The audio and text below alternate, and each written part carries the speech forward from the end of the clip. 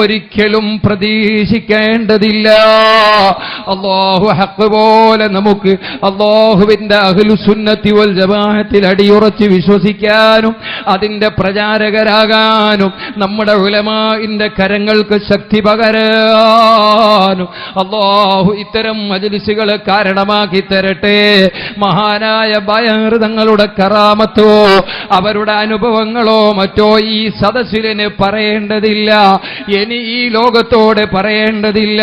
കാരണം അവിടുത്തെ കറാമത്ത് അനുഭവിക്കാത്ത ആളുകൾ കുറഞ്ഞുപോയി. കേരളക്കരയിലെന്നല്ല, ഇന്ത്യ രാജ്യത്തെ വ്യത്യസ്തമായ സ്റ്റേറ്റുകളിൽ, ലോകത്തിന്റെ നാനാഭാഗങ്ങളിൽ, ഗൾഫ് കൺട്രികളിലൊക്കെയുള്ള ആളുകൾ, പ്രിയപ്പെട്ട സഹോദരങ്ങളെ ഞാൻ ഓർമ്മപ്പെടുത്തുകയാണ്.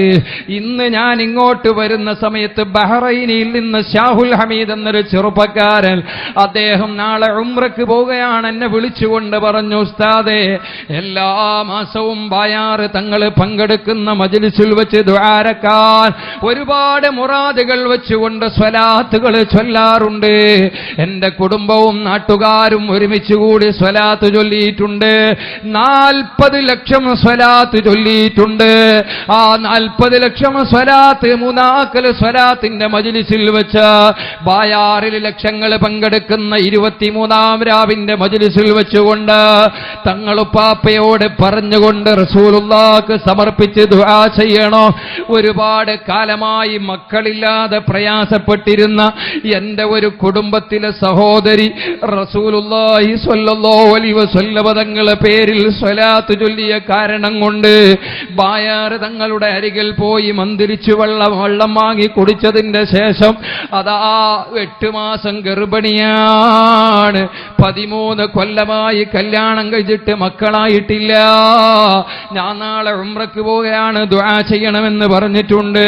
അല്ലാഹുവേ, ആ ചെറുപ്പക്കാരന്റെ കുടുംബത്തിൽ ഇസ്സത്ത് നൽകണേ അല്ലാ, സന്തോഷം നൽകണേ അല്ലാ. ആ സ്വലാത്ത് ചൊല്ലിപ്പിച്ച സാധുക്കളായ ഞങ്ങൾക്ക് നീ അർഹമായ പ്രതിഫലം ദുനിയാവിലും ആഖിറത്തിലും നൽകണേ അല്ലാ. ആരംഭ റസൂലുള്ളാഹി സ്വല്ലല്ലാഹു അലൈഹി വസല്ലം തങ്ങളെ ഒന്ന് സ്നേഹിച്ച് കിട്ടാൻ അവിടുത്തെ അഹ്ലു ബൈത്തിൽപ്പെട്ടവരായ ബായാർ തങ്ങളെ പോലെയുള്ള സാദാത്തുക്കളെ ഞങ്ങൾ പ്രിയം വെക്കുന്നു അല്ലാ. അതാ സമർഖന്ദിൽ നിന്ന് ഒരു സംഭവം ഉണ്ടായല്ലോ. സമർഖന്ദുകാരനായ ഒരാള് അതാ അദ്ദേഹത്തിന്റെ കൊട്ടാര സമാനമായ വീട്ടിന്റെ മുമ്പിലേക്ക് ഒരു സഹോദരി വന്നുകൊണ്ട് പറഞ്ഞു, മുതലാളി, കഴിക്കാൻ ഭക്ഷണമില്ല, കുറെ കാലമായി പട്ടിണിയാണ്, കുറെ കാലമായി പട്ടിണിയാണ്. അതാ എന്റെ ഭർത്താവ് മരണപ്പെട്ട് 4 മാസവും 10 ദിവസവും ഞാൻ ഇദ്ദയിരുന്നു. ഈ കാലങ്ങളിൽ എനിക്ക് പുറത്തിറങ്ങിയിട്ട് കൂലിപ്പണിയെടുത്തിട്ടൊന്നും പരിചയമില്ല. 4ഓളം മക്കൾ എന്റെ വീട്ടിൽ അനാഥരാണ്. 4 മാസവും 10 ദിവസവും എന്റെ വീട്ടിലുണ്ടായ ഉപകരണങ്ങൾ പലതും വിറ്റ് പൊറുക്കിയിട്ട് ഞാൻ ജീവിതം മുന്നോട്ട് നീങ്ങിയതാണ്. ഇപ്പോൾ ഇതാ 4 മാസവും 10 ദിവസവും കഴിഞ്ഞു, ഇദ്ദ കഴിഞ്ഞു നോക്കുമ്പോ വീട്ടിൽ ഒരു നയാകാശിന്റെ സാധനമില്ല, അരിയില്ല. 4 അനാഥകൾ പട്ടിണിയാണ്.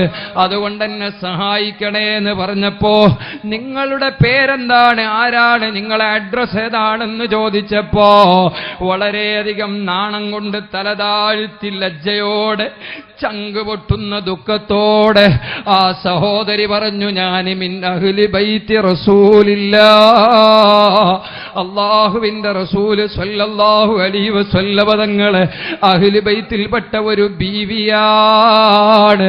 ഞാൻ ഇന്നാള് മരണപ്പെട്ട ഒരു തങ്ങളെ ഭാര്യയാണ്. അദ്ദേഹത്തിന്റെ 4 തങ്ങള് കുട്ടികള് പട്ടിണിയിലാണ്.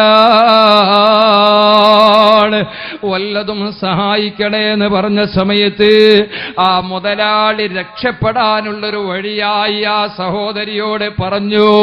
ഇപ്പൊ പല കളവും പറഞ്ഞിട്ട് ഞാൻ തങ്ങളാണ് കോയാണെന്നൊക്കെ പറഞ്ഞ് പലരും കടന്നു വരുന്നുണ്ട്.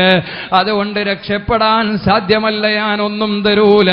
അതേ സമയത്ത് നിങ്ങൾ ബീവിയാണ്, നിങ്ങളെ മക്കള് തങ്ങള് കുട്ടികളാണ്, അതിനുള്ള സനത് എനിക്ക് നിങ്ങൾ കൊണ്ടുതരണം, അതിന്റെ രേഖ കൊണ്ടുതരണമെന്ന് പറഞ്ഞപ്പോ രേഖയൊന്നും എന്റെ കയ്യിലില്ല.